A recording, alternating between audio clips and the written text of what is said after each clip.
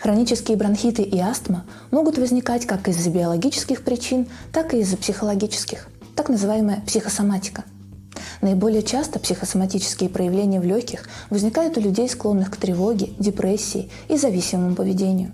Причем зависимость может быть не только от психоактивных веществ, но, например, от компьютерных игр, еды или отношений. Психосоматика легких возникает, если близкие чрезмерно контролируют человека, не дают ему высказать свою точку зрения.